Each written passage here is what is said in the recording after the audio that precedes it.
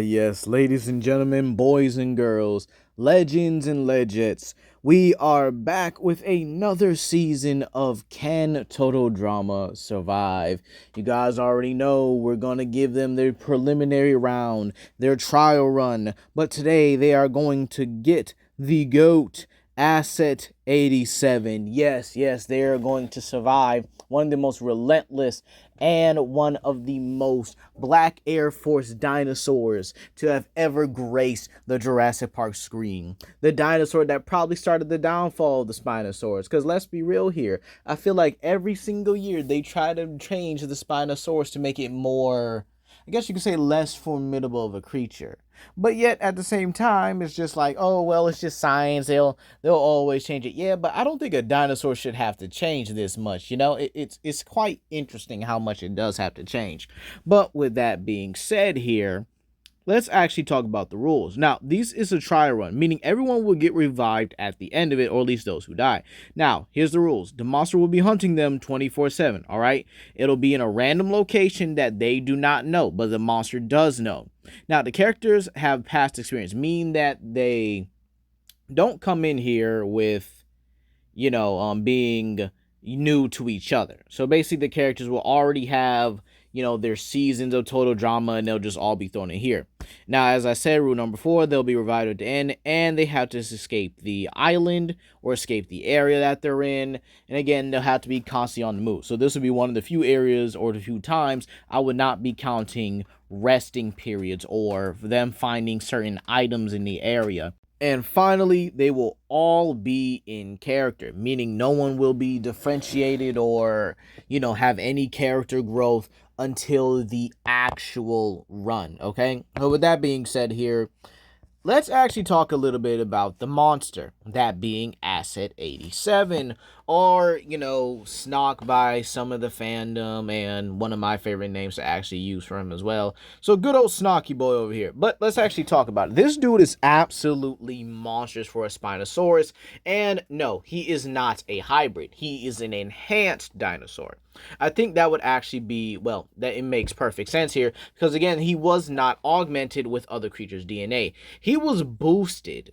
All right, this man was basically given the Captain America Super Soldier Serum, because again, there is no way a Spinosaurus would actually be that strong. He's actually the perfected version, if you think about it, considering the fact that the dinosaurs or the Spinosauruses within the Jurassic World Rebirth movie are seen as kind of like the rejected individuals. So Asset 87 is likely the perfected version of them. Does that mean he could beat all 4 of them in a fight?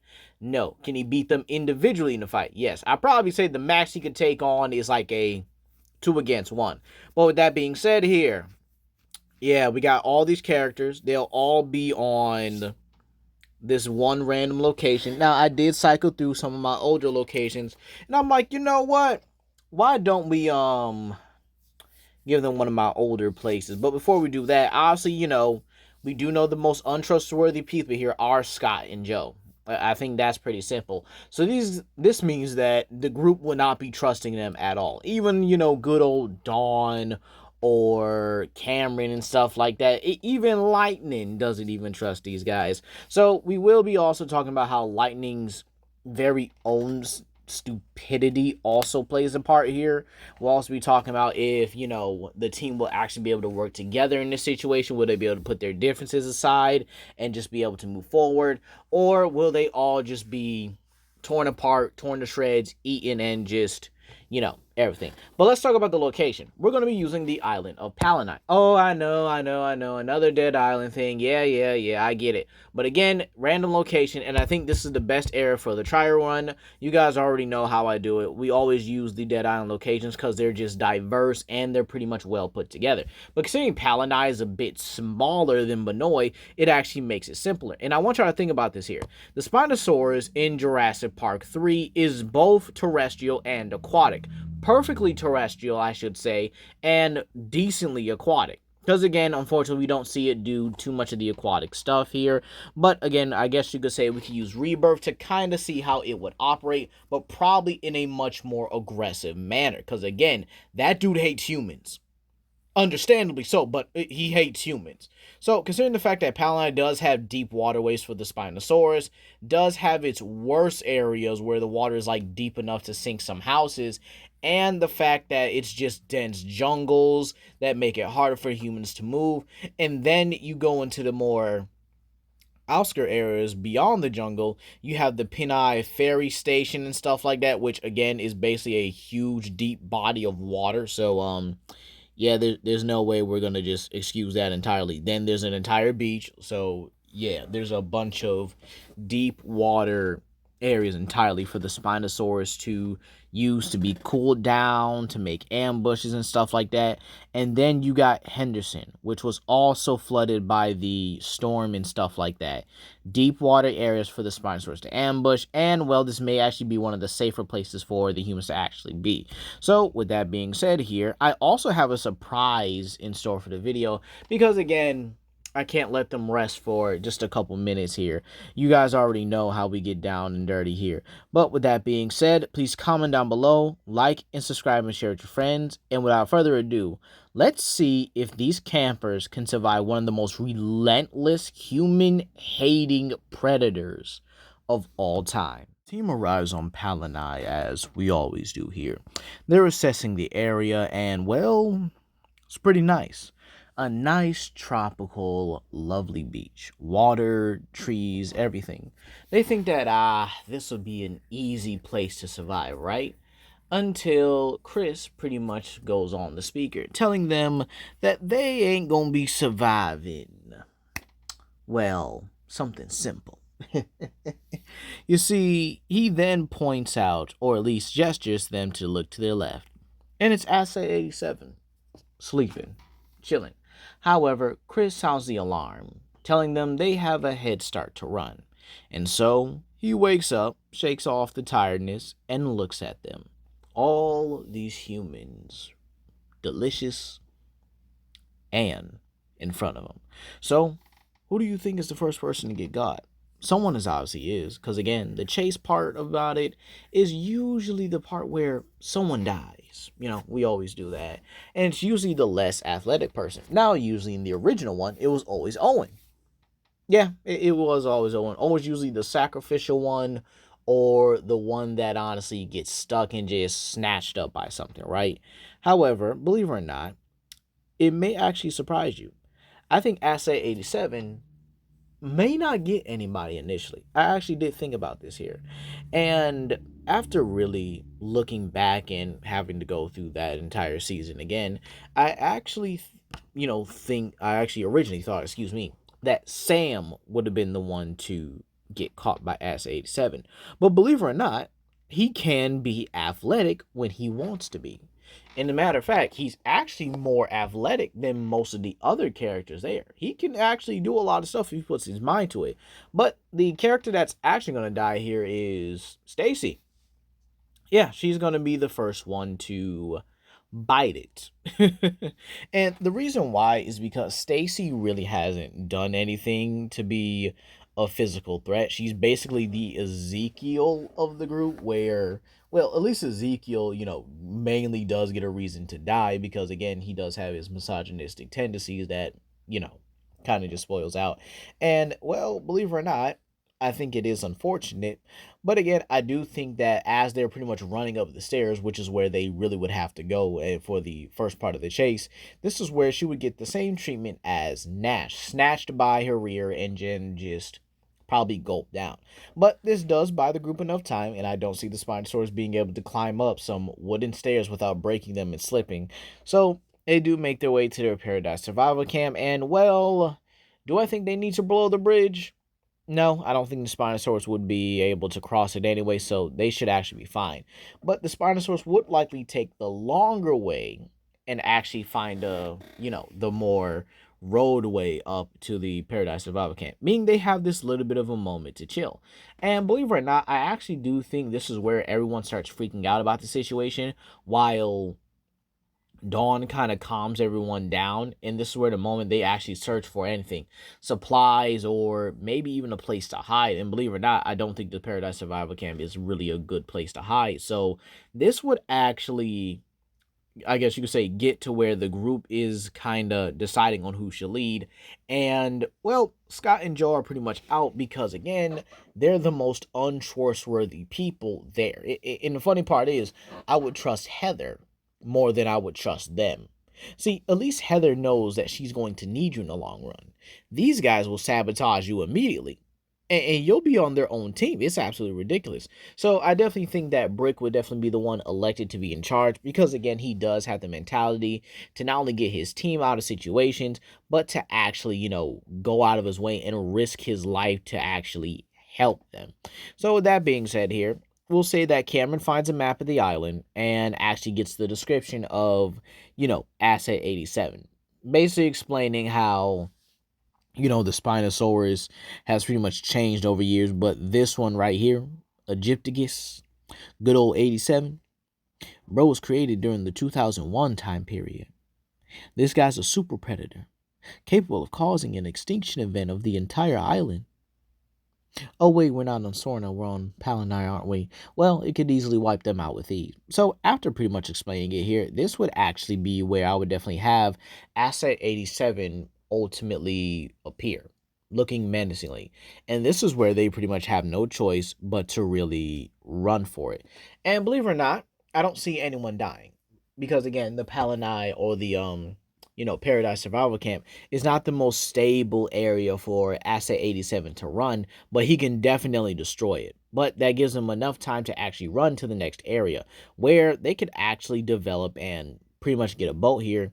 And that being I think it was the Halai village or the boat or fishing village. I'm going to call it the fishing village.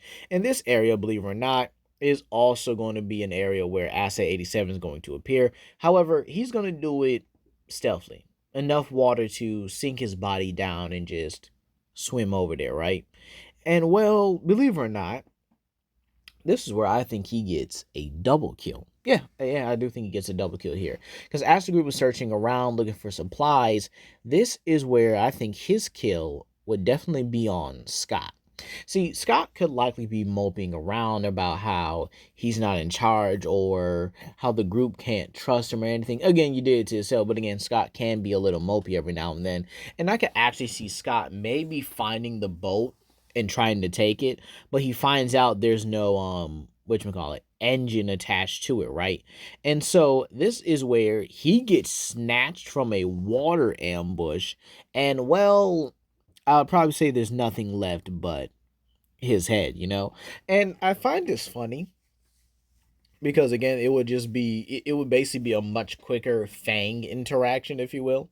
If you guys don't know who Fang is the shark that Scott had beef with, and he did that to him, just viciously mauled that man to the point where he can only blink yes and no. Yeah, it was justifiable, but anyway. And believe it or not, I actually do think that when Scott gets, pulled or snatched in, this is where Anne Marie would be the one to kind of see and inform the group to hide. So everyone utilizing the, fishing village or whatever is actually hiding. And this is where Asset 87 decides, like, okay, let me come out the water and search. And so this is where he looks around and he's poking his head and trying to see where everyone is.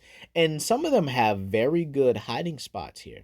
However, I do think there is one person who would not have the best hiding place, and this being Lightning. Now, it's unfortunate because I do like Lightning. He is a very fun character.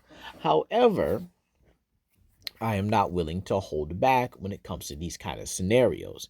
You see, I think his kill would actually be a resemblance of the Indominus Rex, if you will, and how she killed this worker right here. You see, I don't think Lightning is going to find a good hiding spot, and I think he's going to be in an area where he thinks he's safe. He's a little overconfident that he thinks he's safe, and maybe it's one of the smaller sheds that, don't have the best security.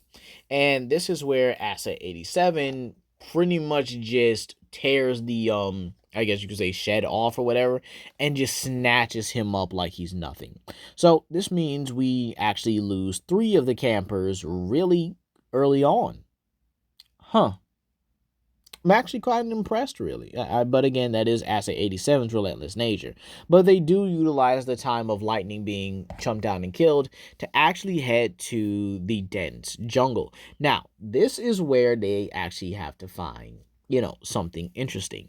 Now, in order to really get into, I guess you could say, the sewers or at least the tunnels, they actually have to get a pump in order to drain the water that's blocking the entrance.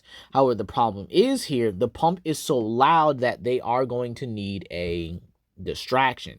And so this is where I could actually see B being the one to go and do the distraction, while Mike is the one to go ahead and get the pump from the fishing village. Yeah, no, it's absolutely ridiculous how many back and forths you actually have to do in Dead and Riptide. But you can only do so much with limited content, I guess, right? But with that being said here, yeah, I do think B is going to be the one to go ahead and do the distraction. I can actually see him going towards the gas station, as again, I do think they would have known that on the map. And Mike, believe it or not, I think he would successfully be able to get the the pump, right? And just go back towards the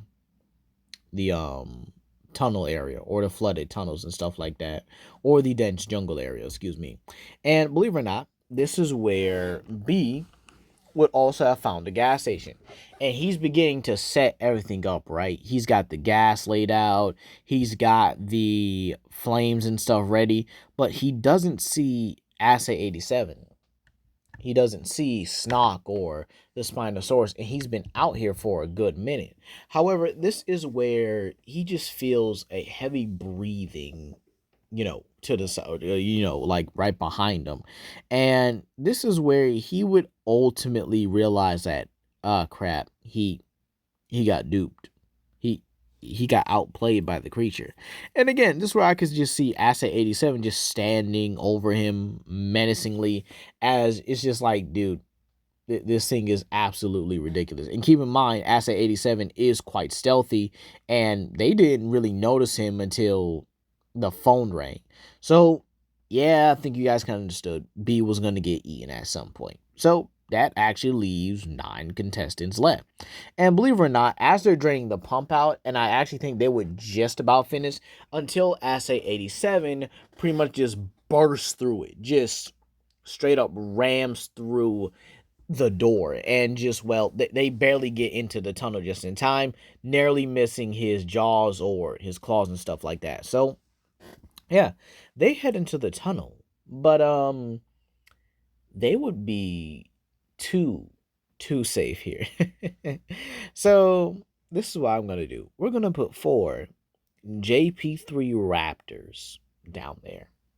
You know what? Nah, I like the odd number. Let's make it 5. A whole entire Raptor pack down there. The smartest Raptor pack as well.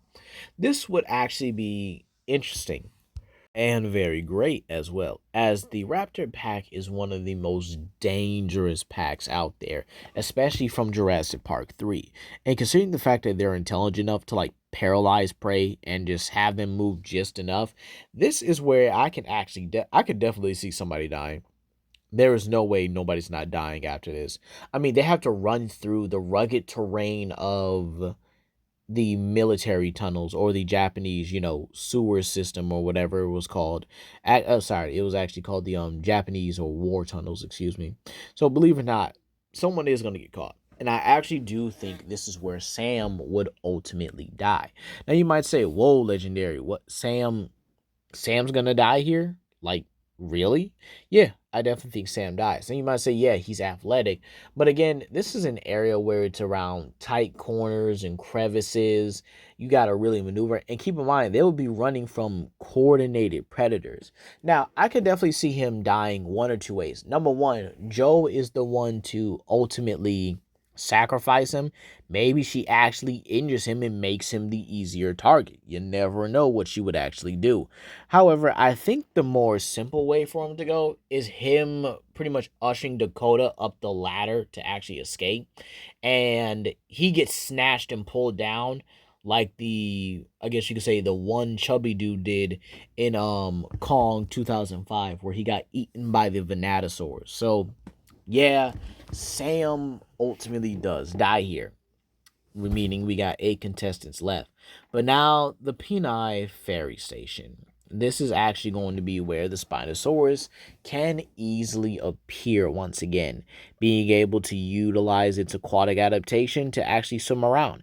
And believe it or not, I do think it would make its presence known, as it would definitely smell them. So, with that being said, this actually allows them to kind of just hide. There's plenty of facilities and plenty of buildings around to where they can actually hide from the Spinosaurus, either together or separately. I do think they may even pair off so that no one ultimately gets ambushed, or they pretty much have someone else to kind of lean on and conversate about this entire thing. Now, the hardest part of this challenge, or at least the hardest part of this survival, is actually getting the ferry operational. You see, what makes it difficult is that, yeah, they do have, a technician or a genius to be able to operate the ferry, considering the fact that Cameron himself made a whole Iron Man suit, so I don't really see a problem. Now, with that being said here, we actually do have to talk about how they get rid of the Spinosaurus temporarily. Considering the amount of explosive barrels around and the fact that they could easily use them, I actually do see a scene where a Jurassic Park 3 situation pretty much takes place. This is where I could definitely see Cameron being the one to, I guess you could say, be bait, considering he is scrawny and stuff like that. He wouldn't die, but he would definitely be able to lure out the Spinosaurus. And I could definitely see Anne Marie. Yes, Anne Marie over here, baby. Now, I could definitely see her being the one to make her hairspray, or maybe Cameron makes her hairspray into like a bomb or something like that, or maybe a grenade, and then she uses that to actually use to blow up the explosive canisters. And this means the Spinosaurus has really no other choice to retreat for right now, because that is just overwhelmingly too much for the poor bloke. So with that being said, this means they can start up the ferry and immediately get to the city. This is where, honestly, I would definitely say the deaths absolutely end. Now, you might say, why am I saying that, right? This is a very good area to run away from the Spinosaurus. There are tight crevices, corners, areas with buildings and stuff that the Spinosaurus would not be able to get to. Its own sail would prohibit it, and its own size would also prohibit it from getting into certain areas. Meaning, as long as they're not in wide open spaces, which the Spinosaurus would use to get them, they ultimately would be fine. So this does mean that they're actually safe. They can actually rest up for a bit in probably a tight area where the Spinosaurus can't get them, maybe on top of a roof of a building, but again, it would be somewhere safe, meaning that these 8 contestants actually survive a lot longer than I expected. I actually didn't expect Dakota to make it this far, so it's rather interesting. However, this is where Brick actually comes in and states that they should actually just push for the boat. They should. This is their only way off the island. And well, while yeah, the Spinosaurus can definitely chase them in certain areas, and its relentless nature makes it difficult, this is their only time to really be able to get away from it and being able to utilize the buildings and stuff to their advantage. So in all honesty, the Spinosaurus probably wouldn't get anybody for a while. And believe it or not, I actually think it would never kill anybody until the very end of the situation. Now you might say, Legendary, why don't you have them, like, kill the Spinosaurus and have a way to fight back? How the heck you fighting the back against 1,200 pounds? I mean, I know it's an exaggeration, but how are you fighting against 1,200 pounds of muscle, rage, and hatred? I'm not fighting that, and neither should you. Like, let's be real here. But believe it or not, I do think Assay 87 would definitely, excuse me, I definitely think Assay 87 would definitely appear at the end where they get the boat. Where now we got to go into one of the hardest crux of these survival videos, the noble sacrifice. Who's going to be the one to take one for the team so that they can ultimately leave the island? And well, believe it or not, this is how I kind of see it going. And the one that ultimately would die, the final death of this run here, would actually be Brick. And it makes perfect sense when you look at it. noble, honorable, or at least duty bound, he would actually be the one to make the noble sacrifice because, again, he is a team player. He's a legit team player, actually willing to go to lengths to protect everyone on his team.